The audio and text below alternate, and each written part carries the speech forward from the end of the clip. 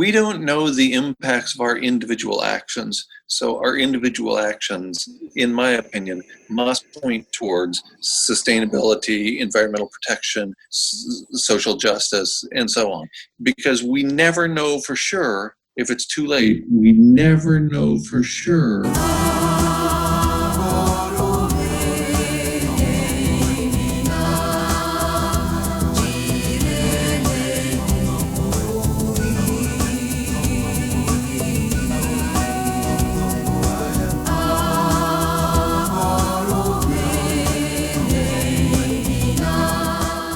Hello, I'm Stuart Scott, Director of ScientistsWarning.org.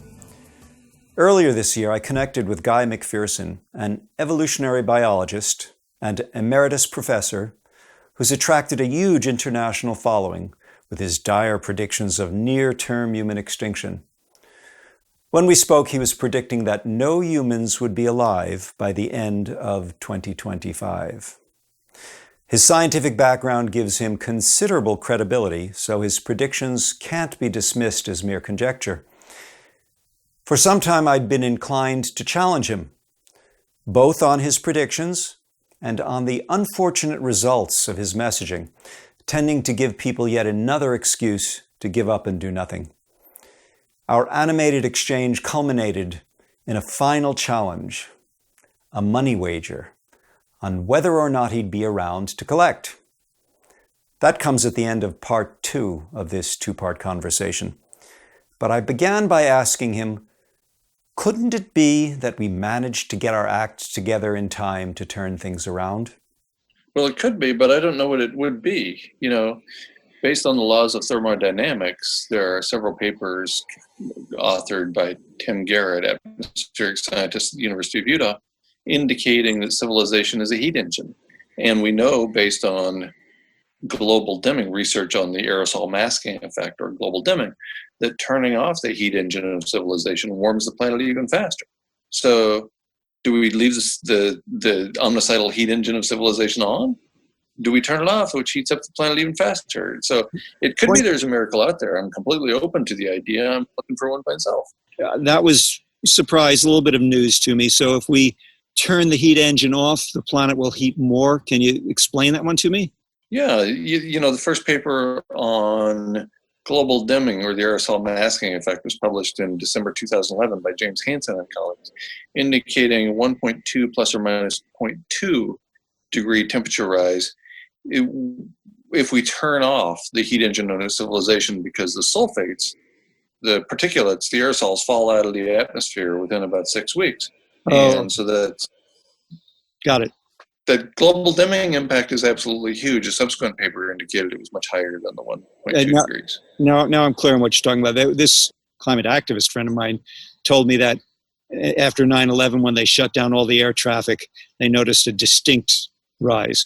Okay, so our own particulates that are going up, the geoengineering, I like to use that word because there's such fear of the word, the geoengineering that we're currently doing by flying around the planet and coal, all that geoengineering, when we stop that geoengineering, the planet will heat more. So the question is there any intentional geoengineering we may be able to do that will suck carbon out at a fast enough rate? That's exactly right. We're in complete agreement, I think, on where this thing is headed and what the consequences are of stopping the unintentional geoengineering that we're doing. Most notably, if we stop burning poor quality coal loaded with sulfates, then in a very short period of time, we lose the aerosol masking effect and the planet heats up very rapidly. So I don't think anybody wants to heat up the... Exactly. I'm saying, oh my God, because those lignite mines in Germany and Poland are actually restraining global warming? Exactly. So this is a damned if you do and damned if you don't situation. No, I don't know any climate scientist who wants us to keep burning poor quality coal high in sulfur, but I don't know any climate scientists who want to heat up the planet even faster by reducing global dimming. Okay, well, let me point out that there is a sliver of I don't like calling it hope, but because I don't hold a whole lot of hope that we're even going to do these things that we're talking about. But there is a chance that we might intentionally put something up in the atmosphere that is not generated by the heat engine of society, right? So, for instance, cloud brightening in the Arctic and cloud brightening is spraying salt water up in the air to make the clouds brighter to reflect more, and doing it over oceans so you're not getting salt spray onto cropland. Yeah. Right, and that's probably the most optimistic strategy proposed so far. The evidence so far, including a couple of syntheses by the United States National Academy of Sciences and a European body of similar stature, concludes that solar radiation management has to be continued forever, or it's not going to work. Well, forever is a long time, so I'm not sure we can go there. But I agree that marine cloud brightening is the most optimistic looking technology at this point.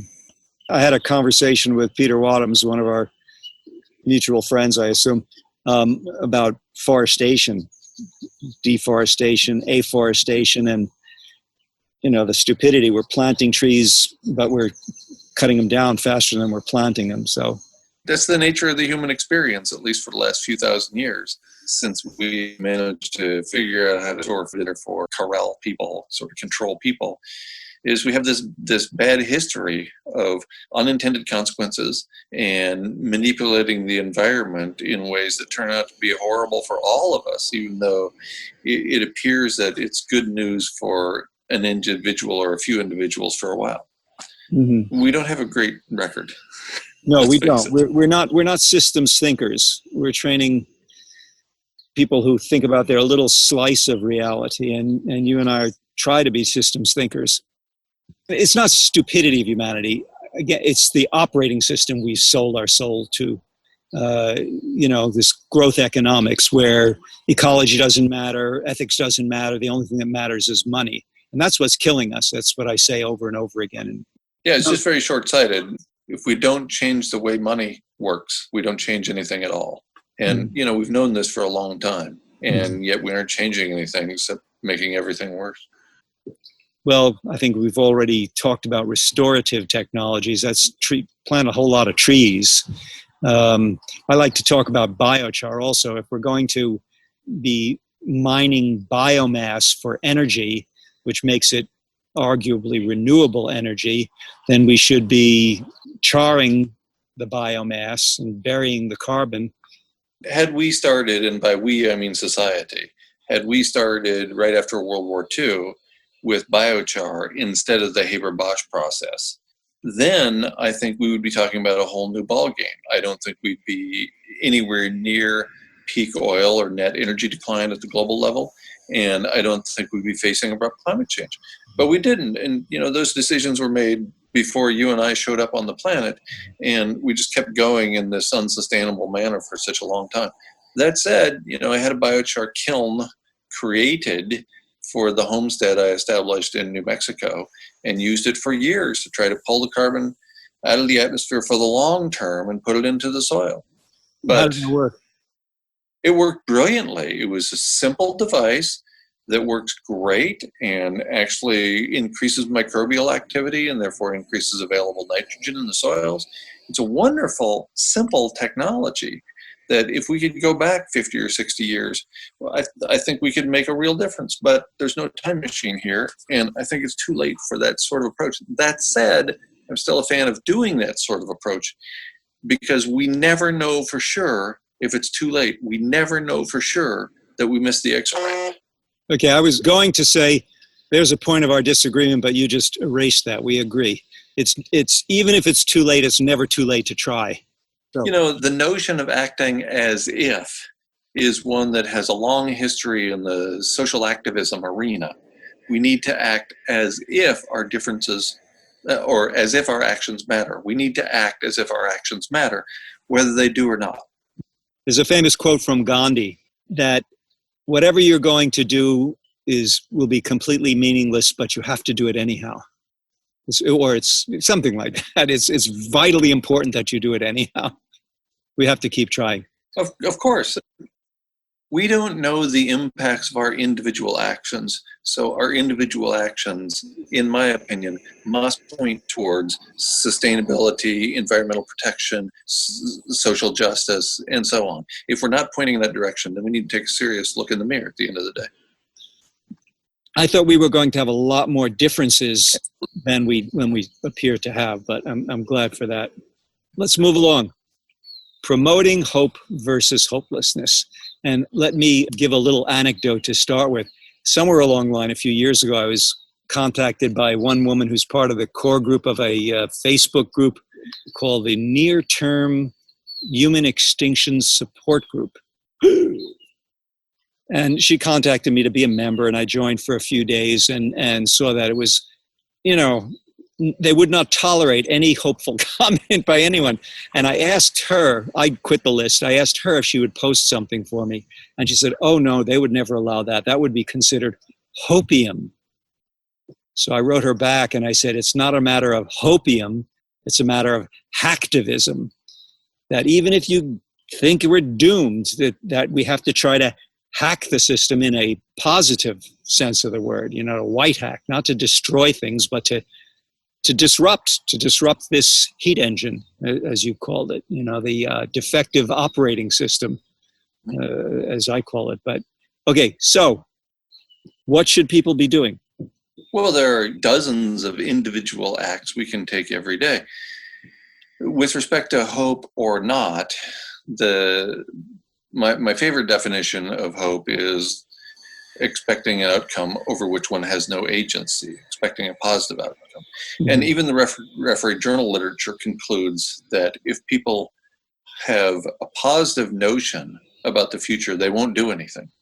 So the best way to get people to take radical action that actually gets to the root of the matter, is to not promote the idea that it's all Pollyanna in the future. Instead, to terrify them, basically. Mm. And that's what happened in World War II with the Manhattan Project. The United States government managed to convince people that our very livelihood was at stake. And so people started growing food in their gardens and suspending domestic production of dishwashers and cars and so on. It's that the words hope and fear project onto a future that we can't know with certainty. But I think given a choice of hope over fear, I would take fear. Let me just say that I am in agreement with you. Again, more agreement here than disagreement, that you shock people or scare them a little bit into action. Like, this really matters.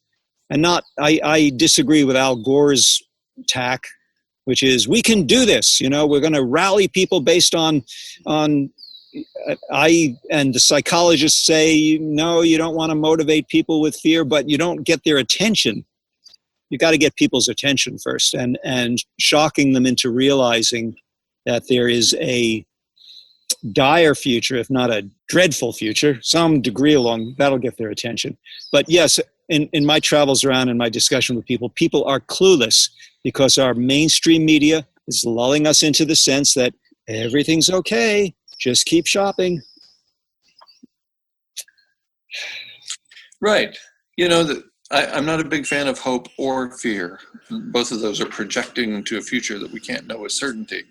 But given the choice between hope and fear, I would want to startle people into action rather than convince them that it's all going to be fine if we just sit back and let the system go on as it is. So doesn't projecting a message that we're all gone by January 1st, 2026 make people want to give up and do nothing? Is it a useful message or not?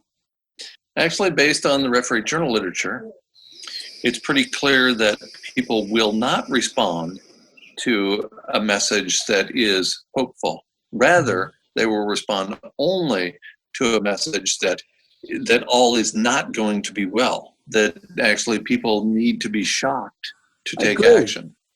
Does my message that says that we're pouring greenhouse gases into the atmosphere at 10 times the rate that occurred during the Great Dying, and therefore the temperature is increasing at 10 times the rate, the planetary temperature is increasing at 10 times the rate it did then, and therefore we should expect there to be a loss of habitat for humans in the not too distant future.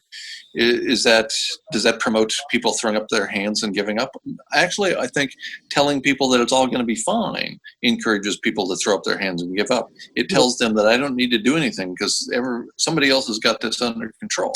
There's a lot of distance between those two, though, and this is the point where we disagree. I just don't think it's a useful message to tell people it's all over by January 1st, 2026, because it's like the difference between a guy walking into his doctor's office and said, the doctor telling him, you've got terminal lung cancer, you've got 2 months to live.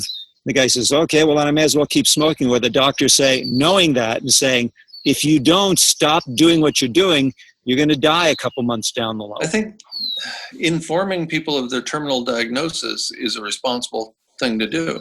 I think that if a doctor knows that with great certainty your stage 4 cancer is going to kill you within the next few weeks or months, I think that doing that is responsible. I think if the doctor knows that and doesn't tell the patient, we have a word for that. It's called malpractice, and the doctor gets sued as a result. I think there's a whole bunch of climate scientists who deserve to be sued because they're not telling the full story. Mm-hmm. Well, they're telling of their shock and dismay a lot more often than they used to. I don't know if you caught that. I think John Anderson, I think is his name, scientist from Harvard, who is credited with figuring out what was creating the ozone hole. He gave a lecture recently at the University of Chicago in which he used the word extinction. We're headed towards extinction. But it's still, the message is if we don't straighten up and change. My metaphor was maybe not thought through well enough because we're not talking about certainty, death 2 months from now. And this whole debate between us is about that level of certainty that you seem to express. Let's move to that. I mean, how can you be certain that we're going extinct within 7 years? I should point out again that I say this with great certainty, not with 100% certainty, but with great certainty. Okay. That's based on the notion that we've had habitat for our species on this planet up to about 2 degrees Celsius above the 1750 baseline. This according to a legal brief filed by James Hansen in 2015. Quite a reputable source. We're headed for a temperature far, far in excess of that 2 degrees in the very near future based on any number of factors individually, whether it's terrestrial permafrost or release of methane from the relatively shallow seafloor of the Arctic Ocean, or just the continuation of business as usual with carbon dioxide and the attendant increase in the feedback from the moistening of upper troposphere. So, or just look at the loss of ice in the Arctic Ocean and Peter Wadham's projection of what that does to global heating. So I think any 4 of those is sufficient to cause our extinction within the next 7 years, and we're pursuing all of them rapidly.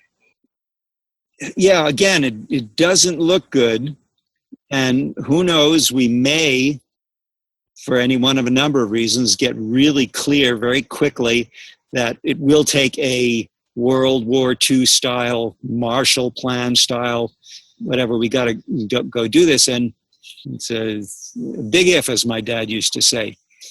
But if we cleaned up our act, if we did all that we could do, I got to believe that we will either extend that date of extinction, or a few of us may survive at the poles.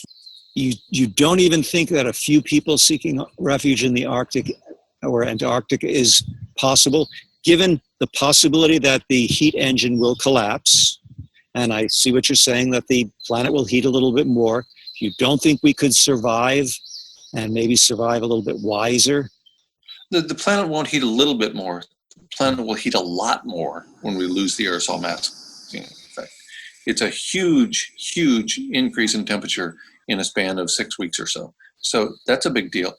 If there are people alive in 7, 8 years, I suspect the living will envy the dead. The living will be immersed in ionizing radiation from the 450 and change nuclear power plants that melted down. the ozone will have been largely stripped away. Perhaps the entire atmosphere is going to go in the not too distant future because of the meltdown of those nuclear power plants. Those people who are surviving will be alternatively starving to death, freezing to death, overheating, trying to find safe water to drink, and so on.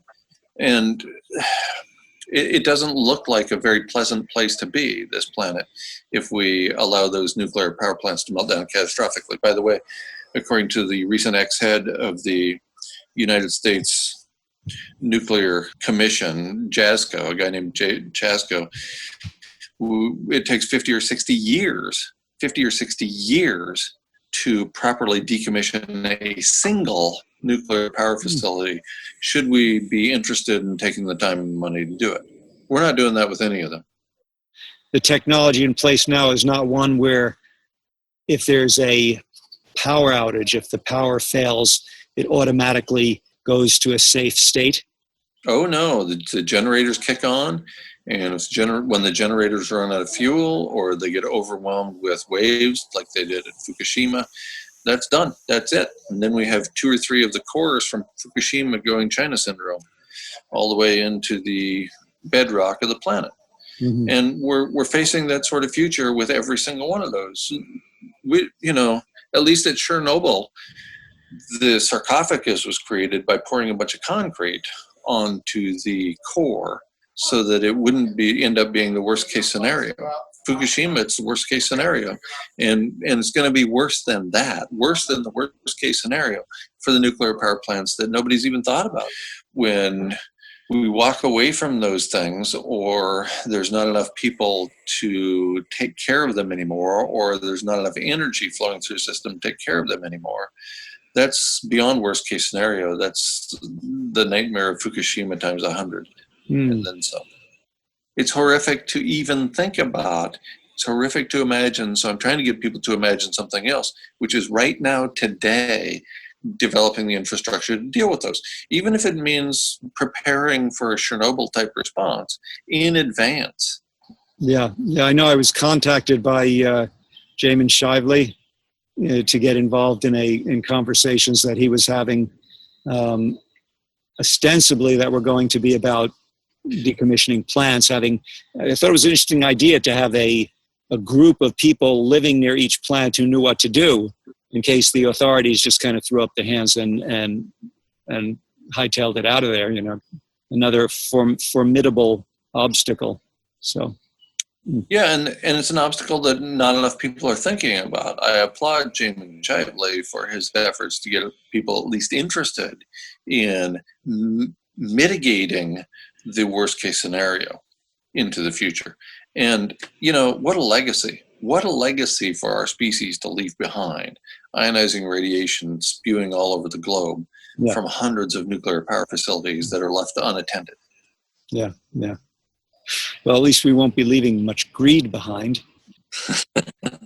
I remember one of the things in his last years that Stephen Hawking said was that it may be that we have not been contacted by any extraterrestrial intelligence because intelligence itself may be not a sustainable, survivable characteristic.